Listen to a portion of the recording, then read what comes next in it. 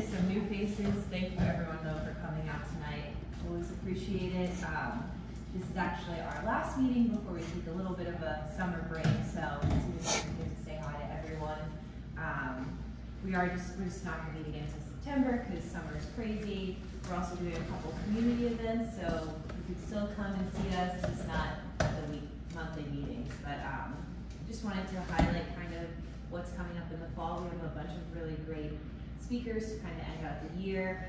In September, we're doing famous and notable Brightwaters residents. Our historian, Gabrielle Gomez, is going to be doing a whole presentation, kind of like looking back.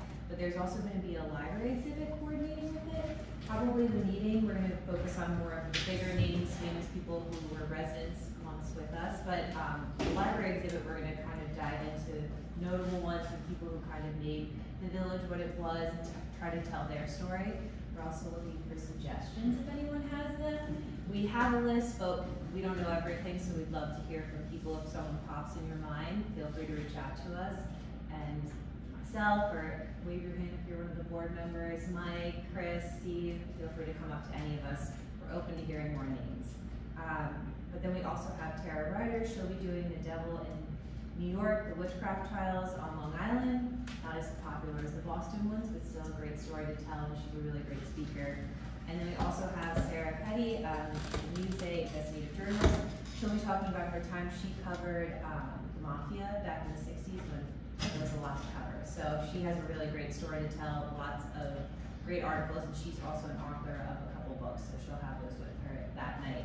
And then in December, we're going to be doing something a little different. We're doing a holiday market, kind of just to get everyone together, keep it a little festive. We also have a lot of great, talented artists in our village that we're going to be kind of highlighting that night, have their things available for purchase to go into the holiday season if you want to buy local to celebrate the holidays.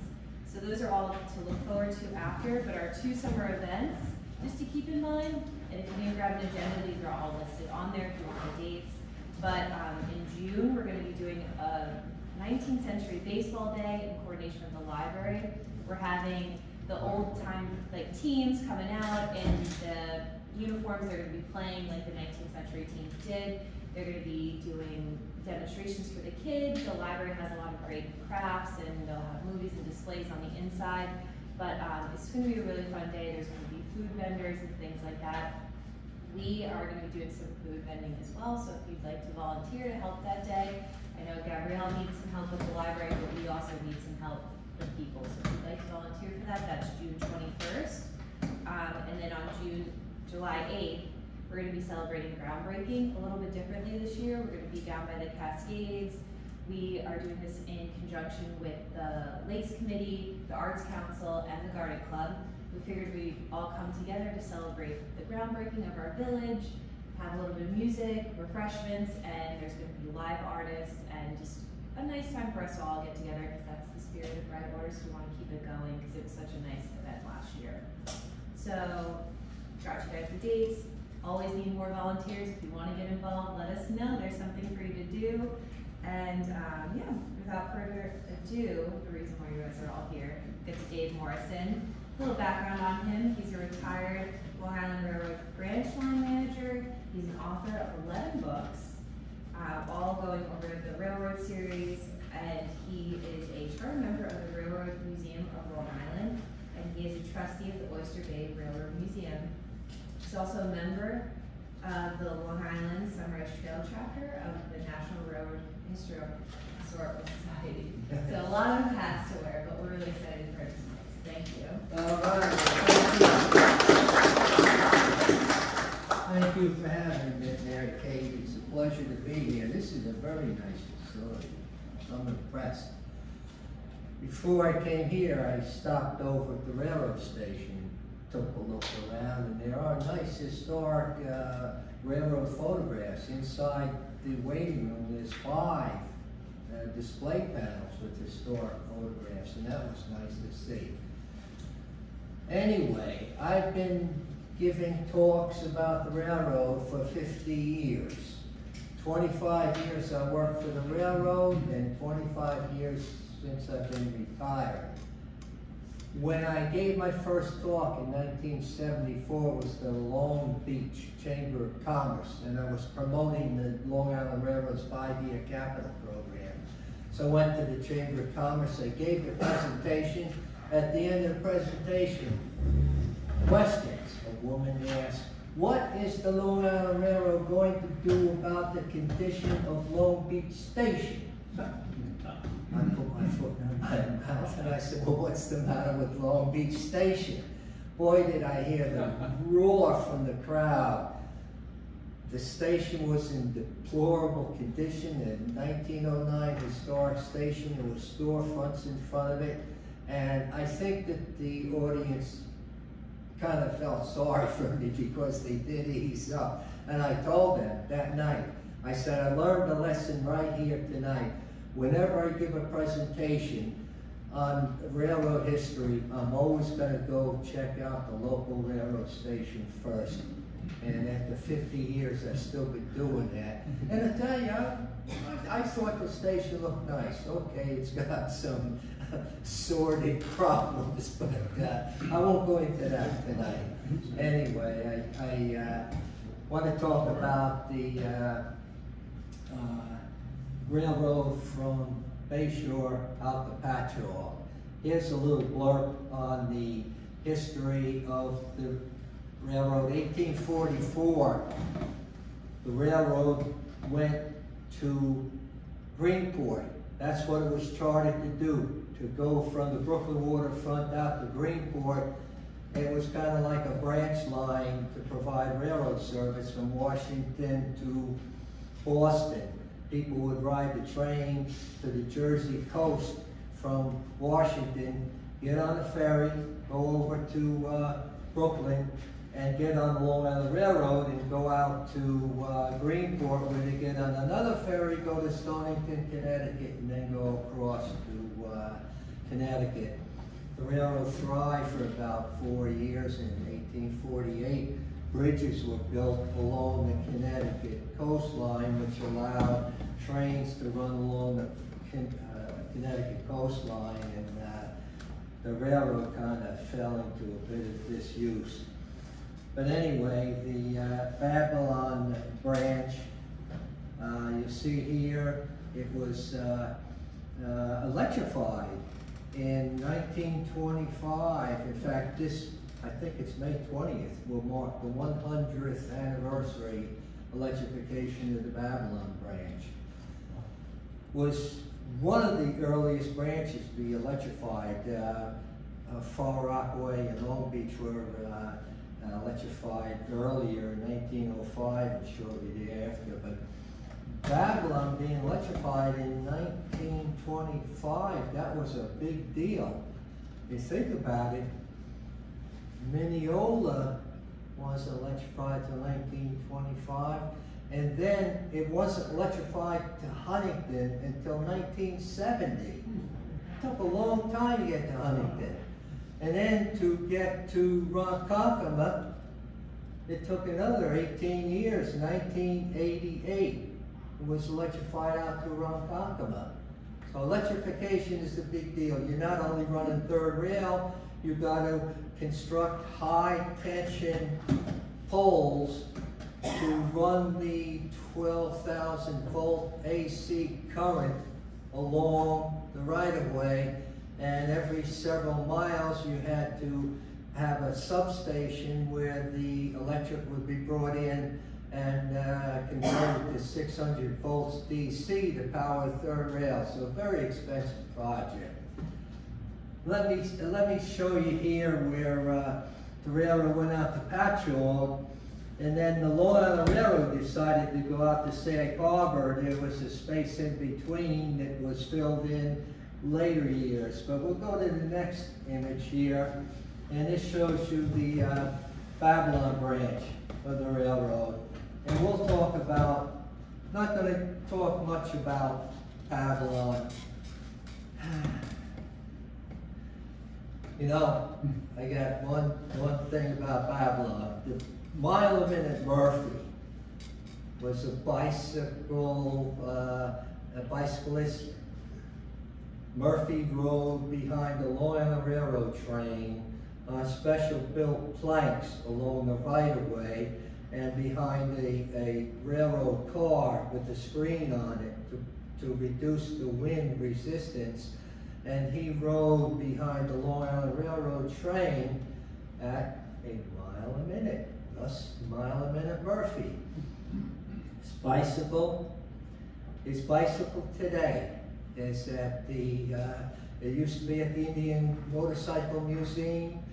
Now it's at the Springfield Museum in the back room. It's been there for decades in the back room.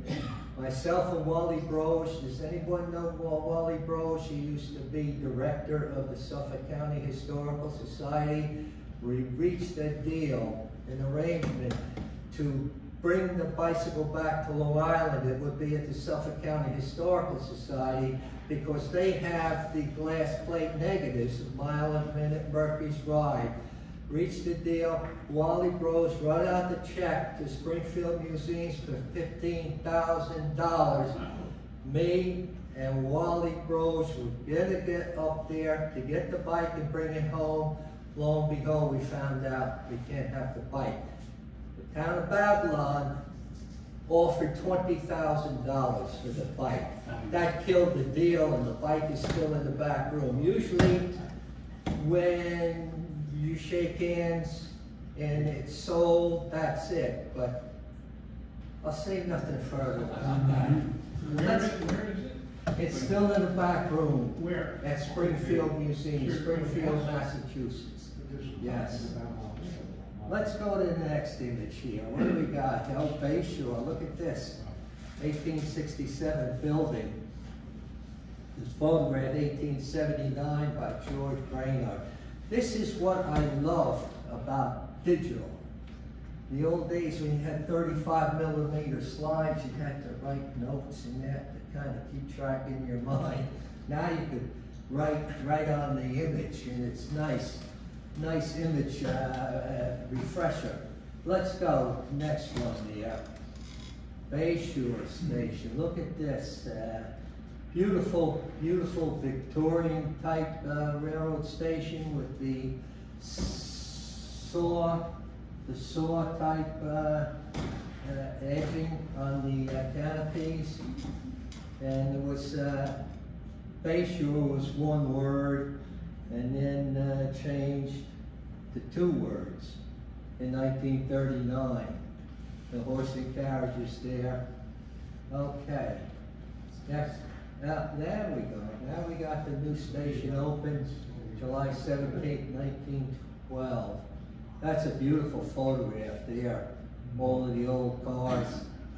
Beautiful station. It's a Dutch colonial type station building. And it was, I think, 7 of them on the railroad. Mineola is one of them. Northport is one. Riverhead, Bayside, and a few others there. But next, look at this. This is beautiful. I think this was actually a postcard that was colorized in Germany. Back in the early 1900s, for some reason, so many of the old postcards were colorized in Germany, and that's the way people communicated back then. Send a postcard. Not too many people have a telephone back in those days. Ah, look at this, the valuation photograph. Valuation photographs were taken after World War I.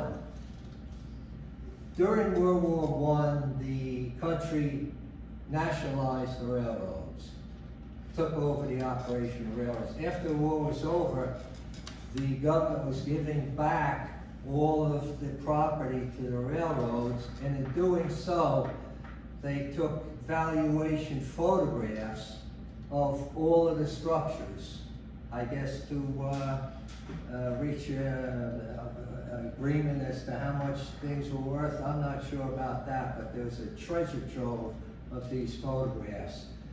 Next, we see Fred Weber took a lot of photographs. You'll see a lot of Fred Weber's photographs.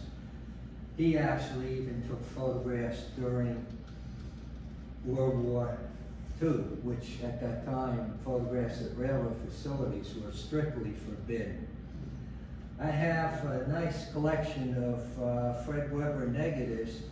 The guy in the claims department called me about 25 years ago, and he says, Dave, he says, I have boxes. They were like shoe boxes. They were actually Kodak boxes, but they were the size of shoe boxes, envelopes of 4x5 negatives. He says, you want them, come and get them, otherwise I'm going to throw them out. Before I could hang up the phone, I was knocking on his door. He had 30 shoe boxes that I put in my car, and I took them home, and sadly had to throw away a couple of dozen of these boxes because he had them stored in a detached garage, freezing winters, boiling hot summers in a detached garage. The emulsions on the negatives just peeled off. And fortunately, I did save 6 shoe boxes. And you see some of these negatives tonight. Next. Oh, there was a cover girl too. This was the Long Island Railroad magazine. Bayshore was on the cover. Few stations were on the cover. Usually they would have equipment and shop photographs in that. But Bayshore made the cover. Next. Oh, this, I love this. Inside that magazine were these photographs. The interior of Bayshore Station. One thing that's pretty rare is interior photographs of railroad stations. Why? Well, back in the old days, to take a photograph inside, you had to use a flash bulb, which was expensive. You had one shot with a flash bulb, then you had to put in a new flash bulb. Then, was the picture going to be too light, too dark? You didn't know. You had to get the film developed, and then you get it back, and you see. So most of the photographs for railroad stations were taken outside, and interior photographs are indeed rare. And this is nice to see this next here. Oh, that was me when I was a young boy. That's when I first sold my first ticket. It was right here in Bayshore. I was 14 years in labor relations. And then, how did they put it to me? I got a developmental opportunity to go elsewhere. That's a story I won't get into, but anyway, I got into passenger services, and I loved it. I spent 10 years as a branch line manager dealing with customers and the unions, and I enjoyed it. It was really rewarding experience, and I love those days. Yes, next one. Can I ask what's behind you right there with those yellow tags and white tags? No, those are tickets. That was a ticket case.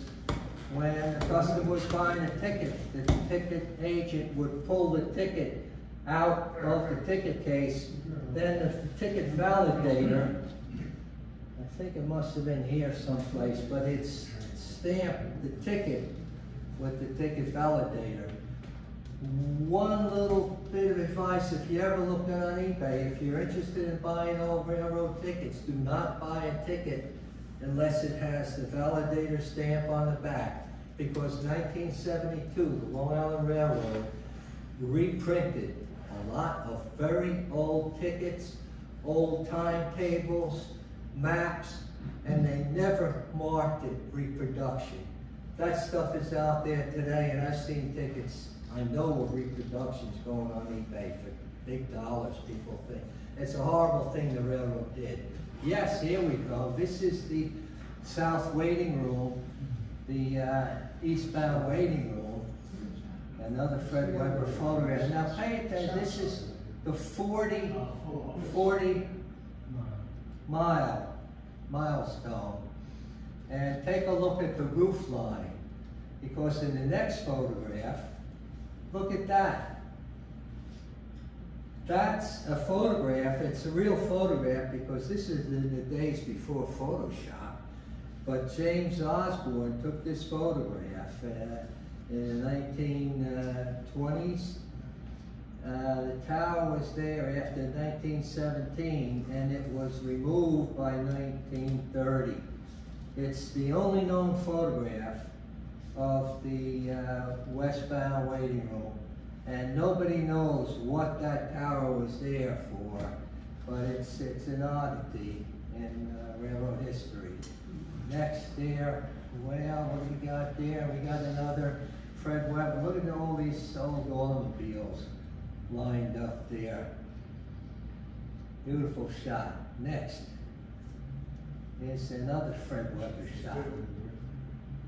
Bayshore. Next. Oh, look at this.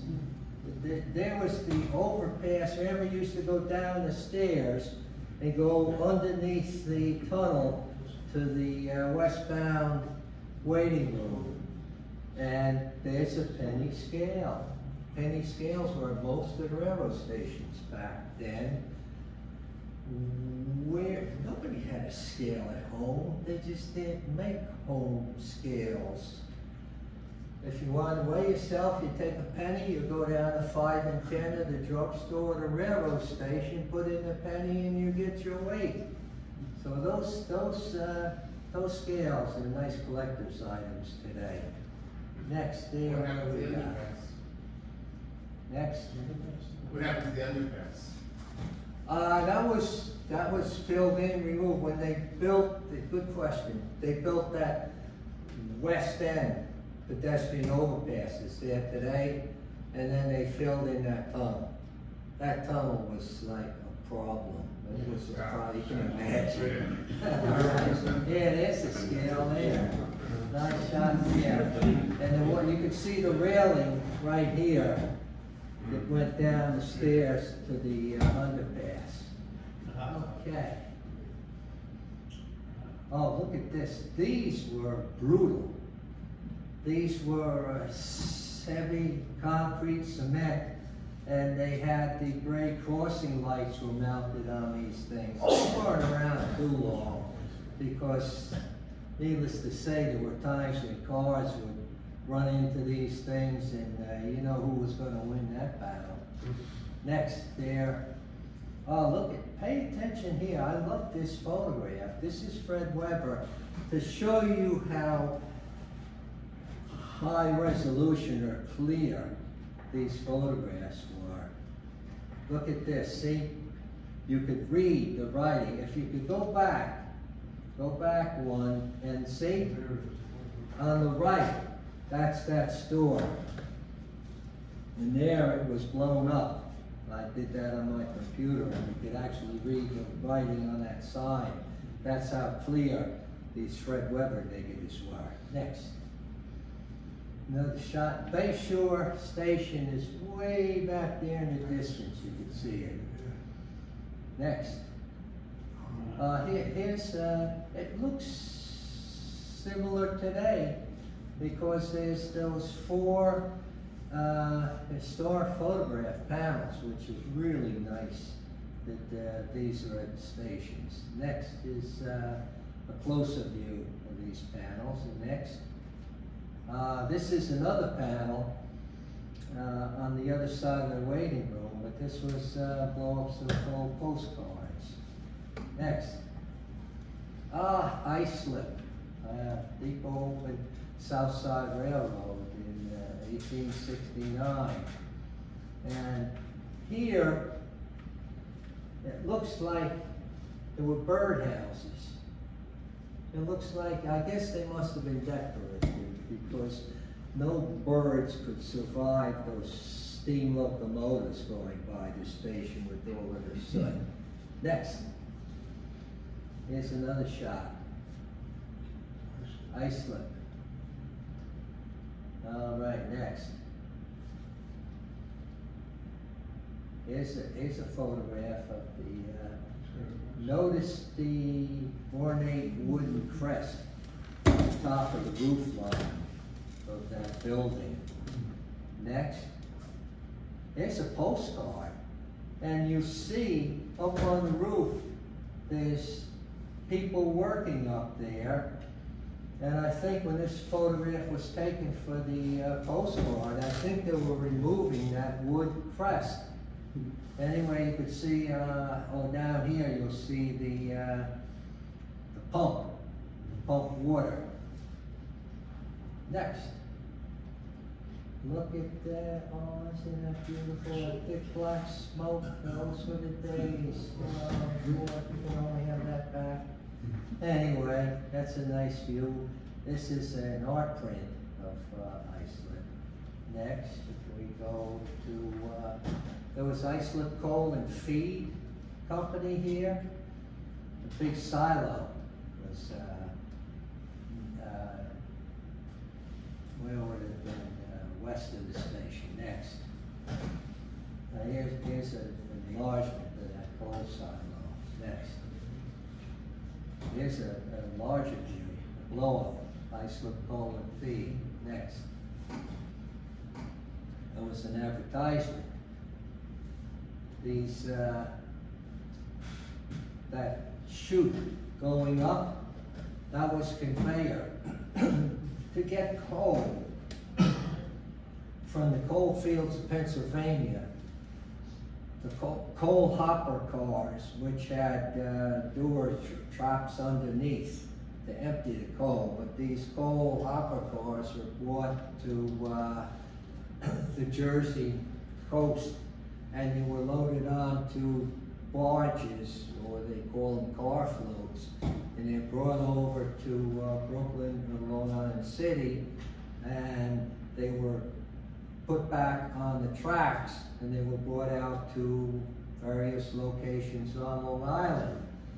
Once the coal shipment, the hopper car got to Islip, there was a bin below the tracks. The doors of the hopper car would open, the coal would be dumped into the bin, and then the buckets, this bucket, the conveyor, would bring the coal up to the top, where it would be put into various bins for distribution when trucks would come in and pick up coal to deliver to commercial and real estate. Next. This is Islip. Notice the fence to keep people from running from one side of the tracks to the other. And there was actually a sliding gate that the agent could operate to keep people from crossing where they shouldn't have. Next. The old wood. Those wood shelter platforms, shelter sheds, they called them. They were all over Long Island at one time. And there's one left, and that's at I forget at the moment, but it'll come to me. Next. Fred Weber. Next. Okay, next. Go back one, please. Here, look at this. There's a guy standing next to the vehicle in this big overall photograph, but zooming in next, you can see how clear this 4x5 negative was the Fred Weber shot. So next, the shot there next. We had a lot of Fred Weber photograph Islip next. All right, there we go. Next. Okay, next. I didn't even realize I had so many Islip views. Next. Oh, that's why Fred Weber took photographs. He was a claims department photographer, and he was sent to locations, mostly grade crossings, where somebody didn't pay attention and they got hit by a train. And when it's a tie, the train always wins. Next. Another shot, Fred Weber. Next. Brad Phillips took this shot, 1963. Just when the new station that's there today, the new station building was going to be open, Brad Phillips took this shot that day. Next. Here's another shot he took. On the left side is the old station, and on the right side is the station that's there today. Next. Long Island Railroader had this article. When the new station was built, they had a local high school boy made a locomotive weather vane, and they got approval from the railroad and from the lighting company to have Bernardino Ganci, 17-year-old high school boy, place his weather vane on top of the cupola of the railroad station. And you could see the lighting company provided that bucket truck so that Bernardino could get up there and install his weather vane. Do you envision anything like that happening today? I don't think so. Next. And this is Goodfellow, Tom Goodfellow, with the overcoat and the hat. He's talking to the crowd on the opening day of the new railroad station in Islip, and you could see that the weather vane had not been installed yet. Next. And there's Bernardino Ganci installing the weather vane. Next.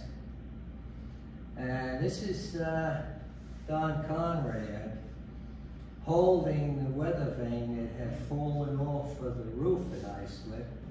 And on his right side, that's Theodore Roosevelt. Well, Joe Egan, who is the President Teddy Roosevelt, he took over after Jim Foote passed away. I don't know whether any of you ever seen Jim Foote. I always said Jim Foote played a better Theodore Roosevelt than Theodore Roosevelt did. But anyway, next. That's at the high school, and Bernardino's picture is in the middle there. I couldn't get into the high school. Talked to the principal, hey, I'd just like to get in. I'd like to see Bernardino's picture and maybe take a photograph. I told him who I was, blah, blah, blah. You can't get into that high school. It's locked up, you know. It's like they don't want anybody coming in. But he did send me this low-resolution photograph. Anyway, next.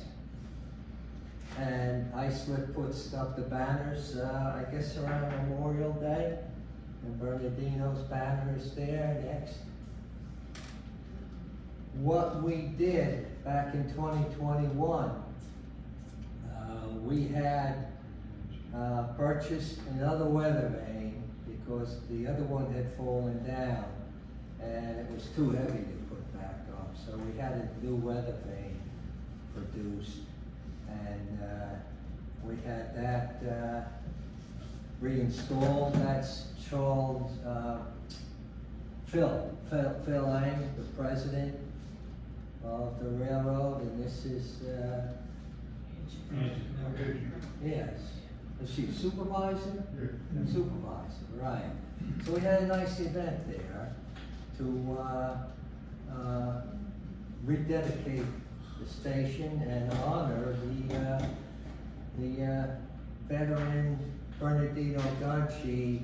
Unfortunately, went into the Vietnam War, and he was a helicopter pilot, and he was killed in action in Vietnam. He had a daughter who was about 6 months old when he was killed, so she never got to know her father. Next, and there he is, Bernardino Ganci. And the MTA had this nice big screen put up at the ceremony with Bernardino's picture on it. Next. Next, I don't know what happened there. Okay, there's the new weather vane going to be put up next. That was an article that was in Newsday. Next. And there's the weather vane that's on top of the building today. Next. And there's Dina. She's the daughter of Bernardino. She was at the ceremony. And she said that she was quite moved by the tribute that we paid to her father's memory. Next. And inside the waiting room, to the right side, there you see a historic panel, and the next picture, I think, that's an enlargement showing the ceremony for the installation of the weather vane, and Bernardino's pictures at the bottom. Next. Here's Bernardino's picture that we had in the waiting room on the street side door. Next. And this is what it looks like today. That display board above his photograph was taken away. And I placed that plaque. Next picture, you'll see a blow up of the plaque. It's the Bernardino F. Gacci waiting room. That's what it is today. Does the railroad know it? I don't know. I put the sign up there, and you know what? If they don't like it, they can take it down, but I understand it's still up there today. If you tried to do this in official channels, forget it. You would have to go through the MTA, and the MTA would think, well, let's see, how much money can we get out of this? Or if we do it at Islip, then who else wants to do this, would name the waiting room after, whatever, you know? Just do it, and it got done. Bernardino, God bless his memory. Next. And there's my book on the Babylon branch. That's dedicated to Bernardino. I might add at this time, I do have books. I got Babylon branch, Montauk branch, and my newest book on the Morris Park shops. I have copies of the books here tonight. I sell for $20 a piece with no tax. And then I got one book left on Roxy, Long Island Railroad Dog. Buy a book, you get a button, and that's $20. But anyway, let me go back here. I can talk more about that later. Great River. This was the station that I was thinking of, about the shelter shed. There is a shelter shed that was restored at Great River. And whoever the hell did it for capital programs, they didn't know what the hell they were doing, because every shelter shed naturally is installed parallel with the tracks so people could step outside. The one at Great River faces east. So if there's a westbound train coming, you have to step outside. But I don't know who the hell did that. Yes. Okay, here's the shelter shed. And this was on the south side of the tracks, and the shelter shed was on the north side of the tracks. Next. And there it is, Great River. Another Fred Weber photograph taken during World War II. Next.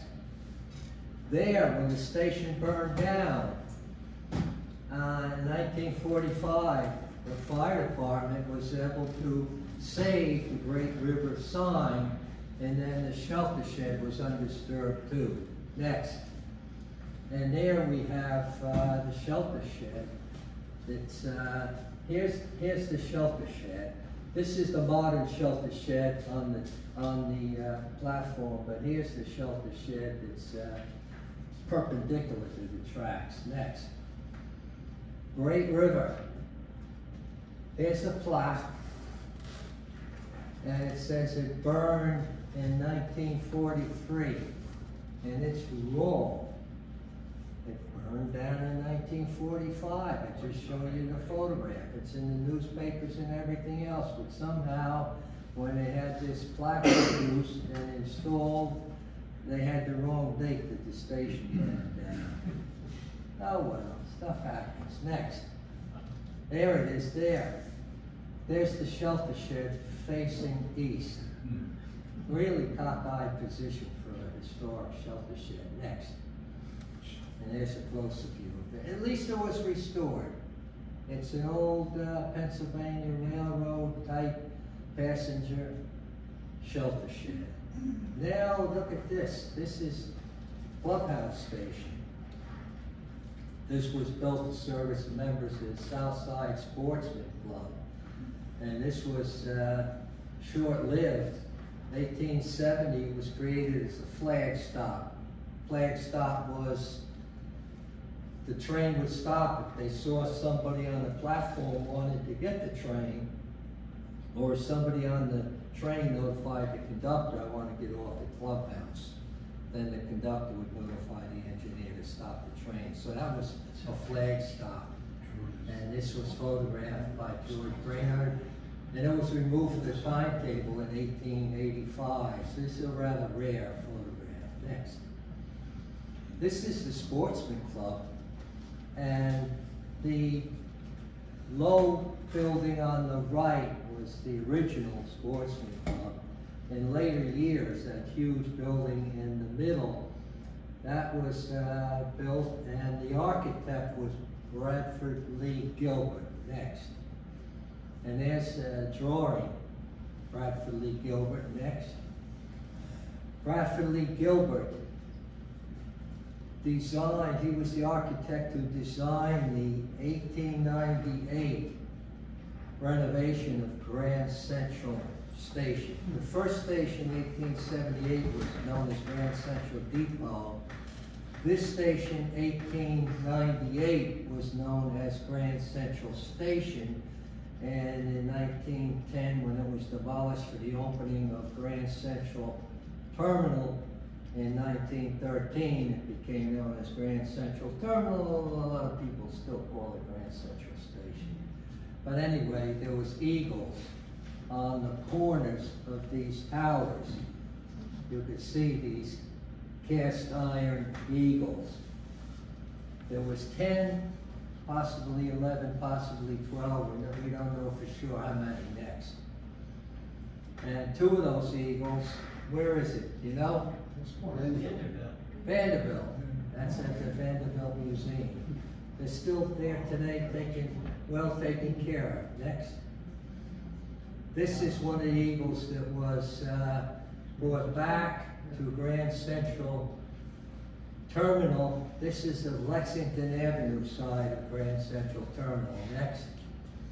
And then there was one put up at the corner of Vanderbilt and 42nd Street.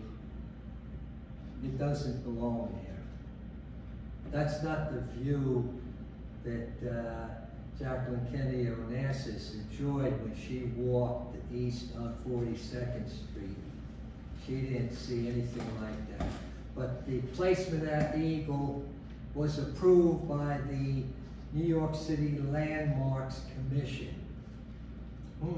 Why did they approve it on a historic building? Well, two reasons. They said, number one, it's not on the building. Really? It's not on the building? Look at it. Number two,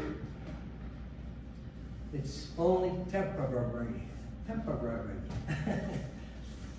25 years later, it's still there. How temporary is it? Next. I said enough about that. I didn't bring my books. I wrote a book on the Eagles at Grand Central Station. Next. And here's Bradford Lee Gilbert's portfolio. Next. And there's an image of him, very poor images in the portfolio. Next. And here's in the portfolio, he designed the 1902 renovation of Oyster Bay Station to prepare it for the presidency of Theodore Roosevelt, who lived 3 miles away at Sagamore Hill. Next.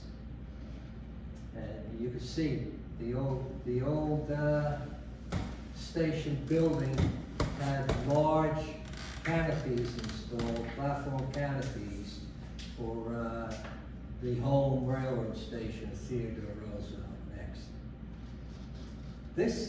This is quite a historic photograph, and I was there that day, actually quite by accident, but this was the last train to depart from a low ground level platform on Long Island Railroad.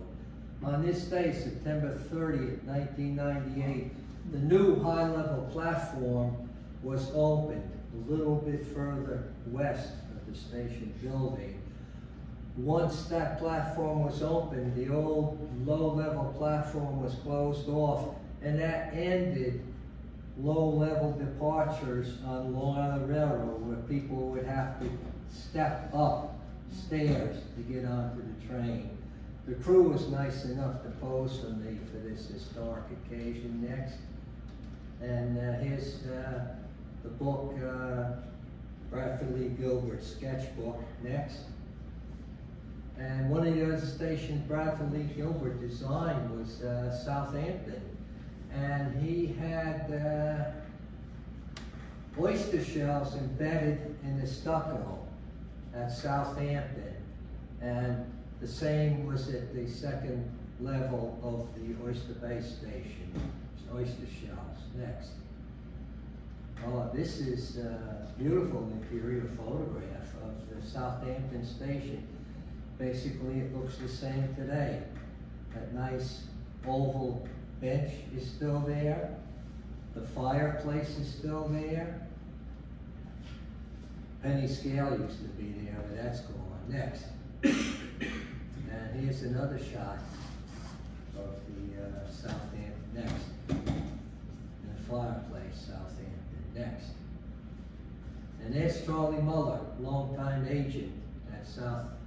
And here you can see the oyster shells that were outside the station building. It's still nicely preserved. Next. And these were panels. I don't know whether anybody remembered when they were doing renovation work down at Penn Station, I think in the 1970s, to cover the area where the construction was going on. They had somebody painted murals on the plywood barricades. There was a lot of nice artwork there. I don't know what happened to it, but they had a lot of nice murals. Next. Oh, we get to Bradford Lee Gilbert again. Next. He's kind of out of place. Here we got, go off track here, change pace a little bit. This is the poster of the 175th anniversary of the railroad, and they had photographs of all of the railroad presidents. And here you see the 1877 president was Thomas R. Sharp. And you can see he's got a military hat on. Next. And there he is there. That's on the president's poster.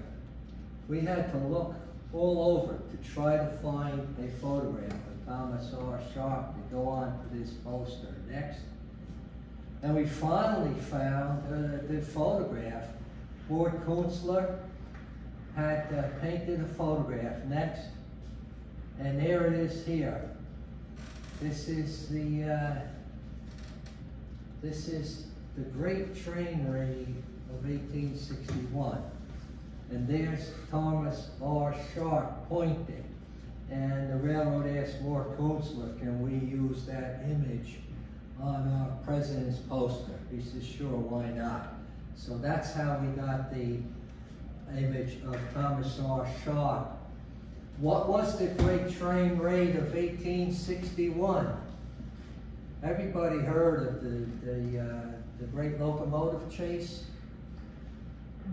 Fess Parker made the movie. Oh, Buster Keaton made the movie originally, and then Fess Parker made the movie in the 1950s, the Great Locomotive Chase. Nobody ever heard of the Great Train Raid of 1861. But what happened was Colonel Sharp was given the assignment to go into Union territory to a Baltimore and Ohio roundhouse and steal 14 steam locomotives to serve the Confederacy. Trouble was, he couldn't move the steam locomotives under their own power because rails and bridges were blown up. So with horse carts and mule teams and horse and wagons, he went in with his troops and they disassembled 14 steam locomotives, loaded them onto wagons, and brought them south to serve the Confederacy, which they did. And After the war was over, the Baltimore and Ohio Railroad was so impressed by the talents of Colonel Sharp that they made him master mechanic. After which, the Long Island Railroad was so impressed by this guy, Colonel Sharp, they made him president of the Long Island Railroad in 1877. So you might say in the ranks of Long Island Railroad presidents, you have a Confederate soldier and a train thief. And it's probably worse than that in the room, but I won't go into that tonight. Yeah, that's there. And there, the beautiful museum down here in Strasburg, Virginia. Next. And don't you know it? Sure. I'm saying to people on the railroad, as soon as the poster's produced, watch. An image of Colonel Sharp will come up, and there it is. We found an image of Colonel Sharp. But that's the story of Thomas R. Sharp, the 1877 president. Let's go on here.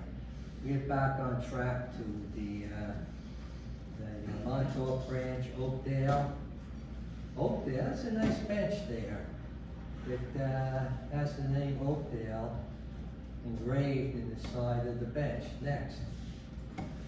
And when the railroad restored the station, they had to build the ground higher up for handicap accessibility. But they did, God bless them, they did save the bench. They raised the bench up to the original bench, and they're going to re-engrave the Oakdale into the bench. So they paid attention to historic restoration. Next. There's Oakdale. In the old days, next. Vanderbilt built this station, as the legend goes, in 1890. His daughter was getting married, and there was a shabby wood station building there. And he wanted a nice place for his wedding guests to get off and get into the horse and carriages and go down to Idle Howard, his estate. So he presented the plans to the railroad for the new station building, and he said, you know what, this will cost $20,000. We're not going to. So Vanderbilt wrote out the check, $20,000, and the station got built. That's the legend. Anyway, next. Here's the 14 stations that were built in the 1800s. Ross and Stephen, Dale, Little Neck, Greenport, Glencoe. Yeah, they're all around today. They're all around today. Next. This is Oakdale. Steam locomotive coming down the tracks. That's a freight building. Yes, next. And there's a freight building. Next. Is there was a wedding there. December 10th, 1994. Next. And there's Charlotte and Ed got married that day inside the station building. A few months before the wedding, Charlotte gave me a phone call. I was the branch line manager at the time. She said, Dave, I'd like to get married on the train. I said, that's not going to happen, I'll tell you right now. But I thought to myself, I said, how would you like to get married inside the railroad station waiting room? Was her fiance was a railroad boss. She said, that would be nice. Well, they were both from Patchogue, and I knew that Patchogue was one of the shittiest looking stations on the railroad. You had a cinder block with some doors and windows, and that was it. But I knew 2 stations west was Oakdale. Beautiful, architecturally inside and out, and it was built for a wedding.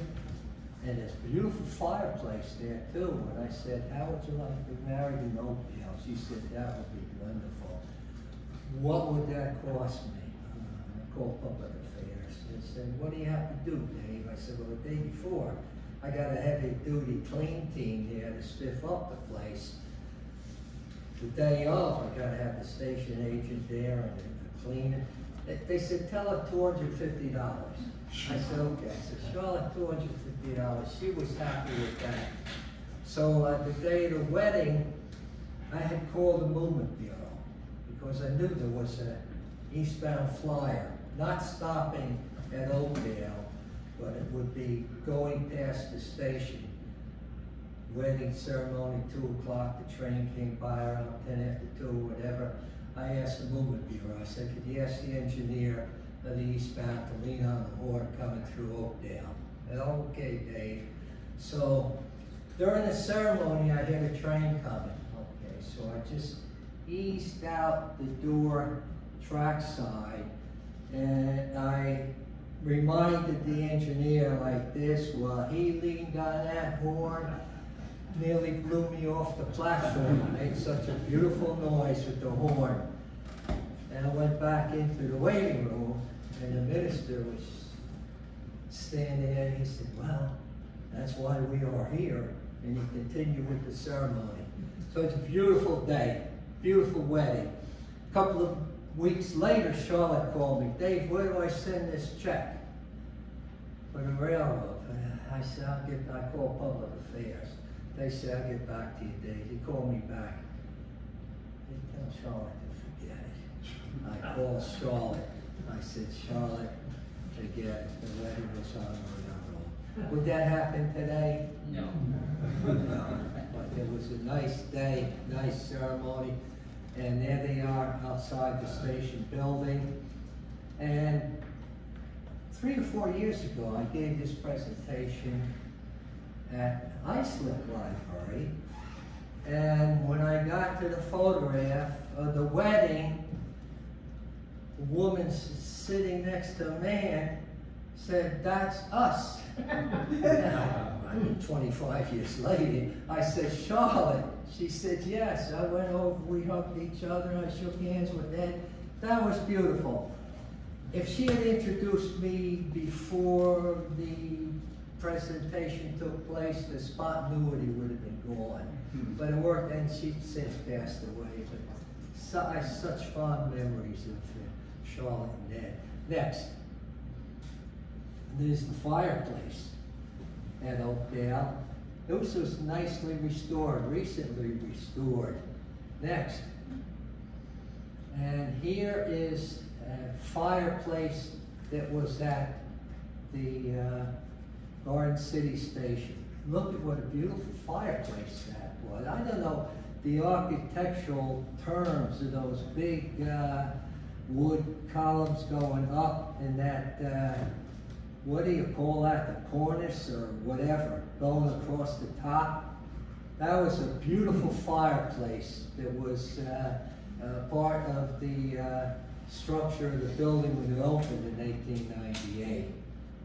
Beautiful historic fireplace. Next. And there it is, the Historical Society on the railroad. We posed in front of that fireplace. Next.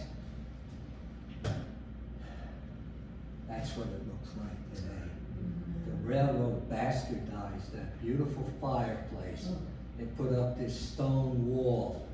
And I tell you, I nearly cried when I saw that. I said, how the hell could this have happened?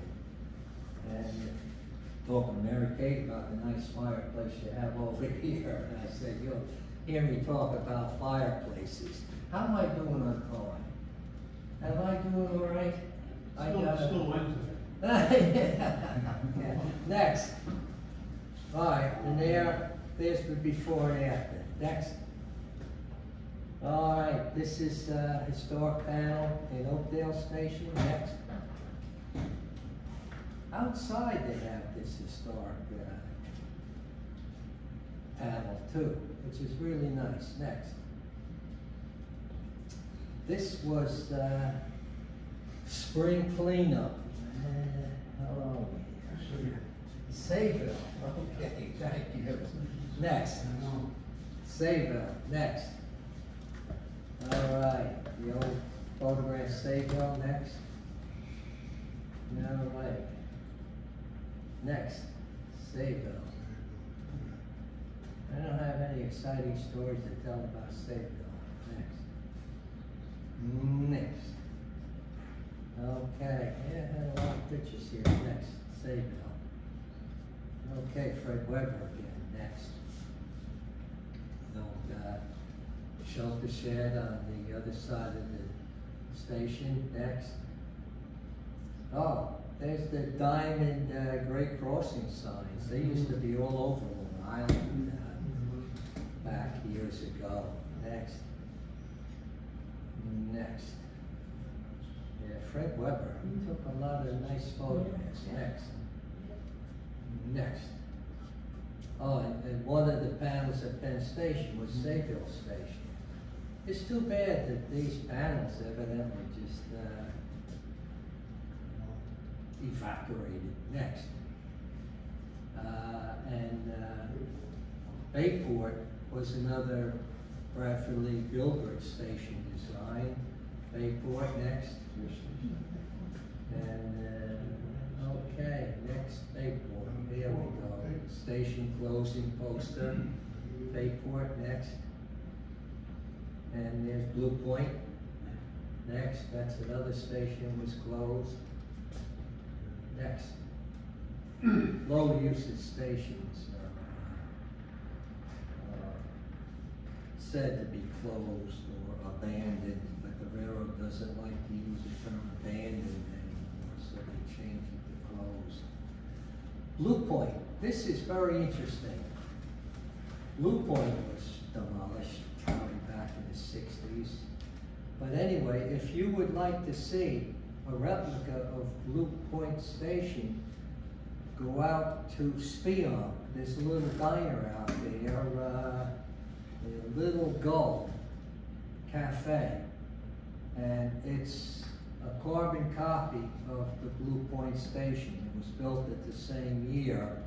And although Blue Point was torn down, the station in Spionk still exists.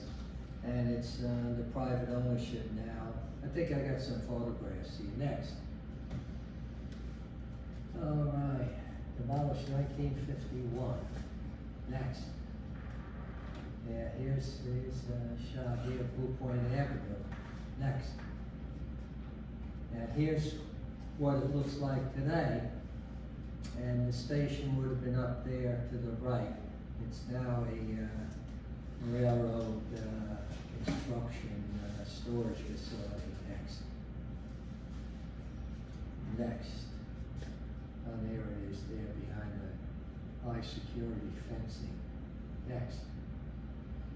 Ah, and Blue Point was another mural down at Penn Station. Next. Spionk, here we go, Spionk. Next. And look at that, next. And Spionk Station. See, that's identical to the Blue Point Station design. Next. And Fred Weber again photographed this. Next. Yeah, here we go. Next.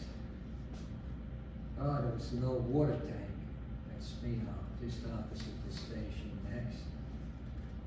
It's an aerial photograph I took of Spionk. You'll see here, there's a Y, what they call the track comes here, and then it goes over there, and it's a Y. It's a means of turning a locomotive. You have a turntable, you could turn the locomotive on the Y. It would go in one leg of the Y, it would back up, and then it would come back in the opposite direction. Next. Rear photograph, interior of Spionk Station, the potbelly stove. Next. This I took out at Spionk the day of the West Hampton wildfire. I had my camera. The smoke in the sky was too high for me to take in one shot. So I had to take a lower photograph, raise the camera up, and take the smoke in the sky. And then I did my best to blending them together to show you how high the smoke was at West Hampton wildfire. Next. And there's the old water tank, Spionk, which used to provide water for the steam locomotives. Next. And here's the day that the water tank came down. That was the last steam locomotive water tank on the railroad. Next. Here's the family that owns the little cafe. It's nice. Look it up on the internet. Little Gull Cafe in Speedo. And he's an outstanding chef. He has a lot of nice dinners. Actually, he serves breakfast and lunches. I think dinners are special occasions. Nice place. Next. There's the inside. The old waiting room, which is now a cafe. Next.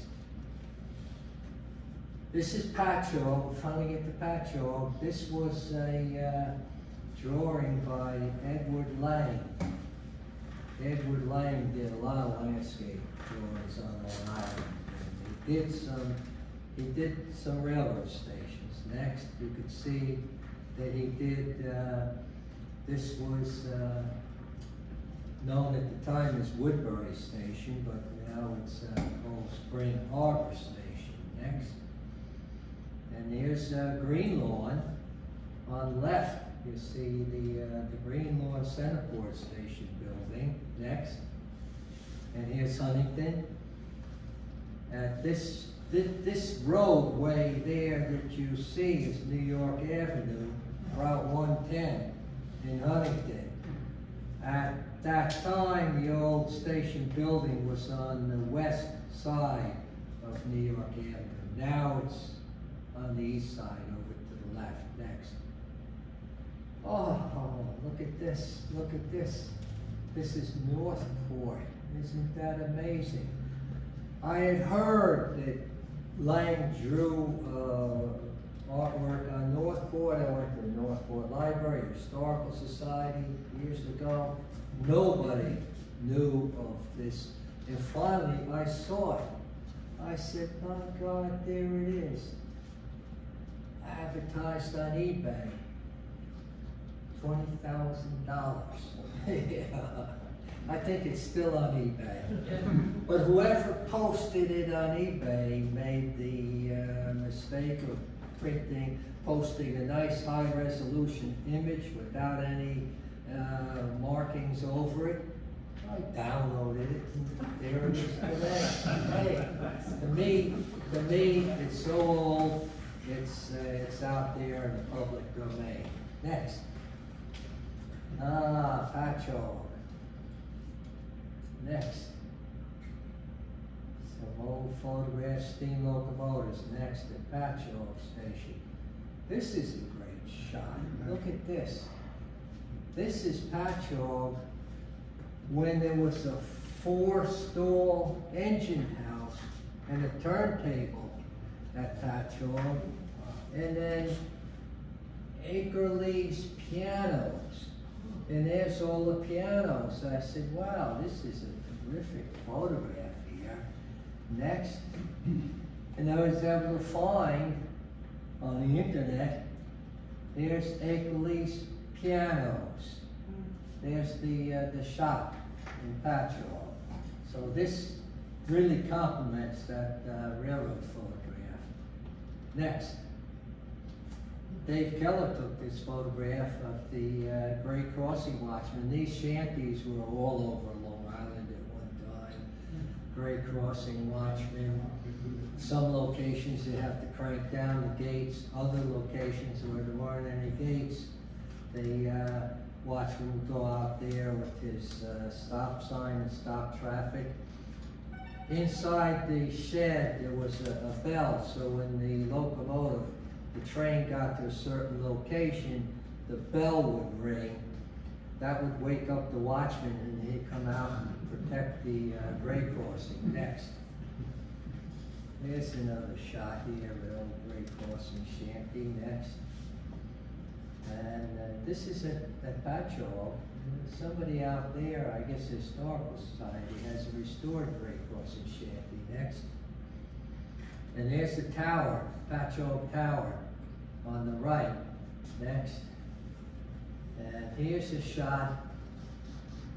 The tower was since destroyed, demolished on August 22nd, 2004. 6, thank you. This is looking north on Ocean Avenue, and there's where the tower was. Next, here's a shot from the tower of the train. Next, there's the old levers that were in the tower. The tower man would throw the switches using those levers. Next, and here's a shot today. This is where the tower used to be, and the Patchogue Historical Society had made a nice plaque, and the plaque is there today. Next, here you can see the location where the plaque is. You can just barely make out the plaque, but next you can see the plaque.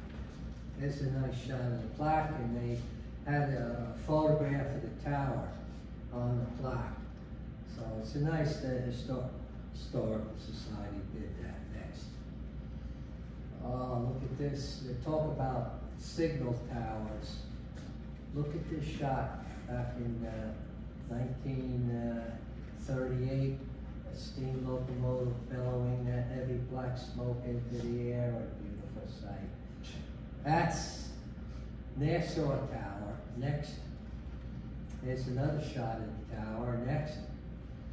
And this is a shot. Nassau Tower is in the middle, and then the Long Island Railroad substation, electrical substation, number 8, is on the left. Both of these structures had to be demolished for the third track project, because the third track was going to come right through where the tower is, and a big kiss and ride drop-off area was going to be where the tower is located. So both structures were demolished. Next.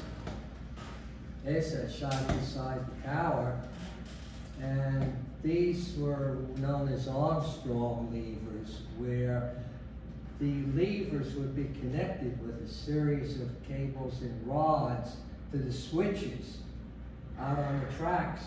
So when the tower man pulled the lever, that would change the position of the switch on the tracks. Next, here's a shot. This is the substation the day that the demolition started. Next, and there the substation is gone, the tower is still there. Next, there's the tower being demolished. Next, sad to see it go, another historic railroad structure being demolished. Next, and there both the substation and the tower are now gone. Next, has anybody seen that? If you've seen that statue, it's at Mineola Station. It's Bessie, a first female solo aviator in the country. Everybody thinks Amelia Earhart. Well, Bessie Raish, 1910, she flew a plane that she made herself out of Mineola Airfield. It was made of bamboo and silk, and she made the flight by herself out of Mineola Airfield, and she was the first female solo aviator in the country. She's holding up Roxy, Long Island Railroad dog. That's a $750,000 statue paid for by the MTA as part of the third track project.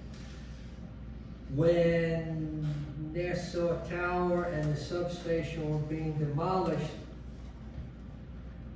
had to kind of appease Mineola, which was losing 2 historic structures, so Mineola got certain things like a new parking garage and a beautiful statue. So that was part of the third track project. Well, it cost $750,000, but it was a $2.2 billion project, so it was basically chunk change. Next. There's the plaque, which is on the station building next to the monument, and it tells a story about Bessie and Roxy. Next. And there's a postcard of Roxy. Next. And there's Roxy standing. And the artist Next, the artist got the idea of doing Roxy from Heather Worthington's book, which I have a copy here tonight. But he decided to make a sculpture that nobody would want to deface or tear down, because this was back a number of years ago when they were destroying who knows what, and they got Teddy Roosevelt's statue removed from the front of the National History Museum, sent to God knows where. So he wanted something that would not be controversial. And what could be controversial about a female aviator and a dog? How could you protest that, right? Anyway, Roxy Monument, or memorial, is at Merrick, at the corner of Merrick Avenue and Sunrise Highway. It's there today. Next. And there it is there. Remember your Roxy, L-I-R-R dog. Next. In the waiting room, there's a nice plaque dedicated to Roxy, along with some historic photographs. Next. And there's the plaque dedicated to Roxy. Next. And there's the book. I got one book left. Get the book and a button for $20. The Roxy button. Next. And what do I got here? Pioneer. Did you ask me about Pioneer, Mary Kate? There's Pioneer. This slide is there for you. Yeah. This is like the only photograph, too, of Pioneer Station. Next. And here's Joe Wiegand going by the Oyster Bay Railroad Museum. He's the present-day Teddy Roosevelt. Next. And here's a little information here. You can learn more on Long Island Railroad history. Trainsaretofun.com is by far and away the best Long Island Railroad historical website. And if you Google Bessie and Roxy statue in Mineola Station, you'll learn all about the statue. The Sunrise Jail chapter, the information. Here's my information if you want to contact me about anything. And as I said, there's, oh man, I tell you, stand in one spot, you can hardly walk. I have the books. Here is the Montauk branch, and here's the latest book on the Morris Park shops, and then I have the Babylon branch. These are $25 books. I sell them for $20, and it's not, the tax is prepaid. $20, I should say. $20 back. Tax prepaid. I gotta wrap it up showing you this picture. I mean, I had this picture taken with this woman, and I mean, I gotta show it. Who is that? Nicole Kidman. And she's wearing a Roxy button.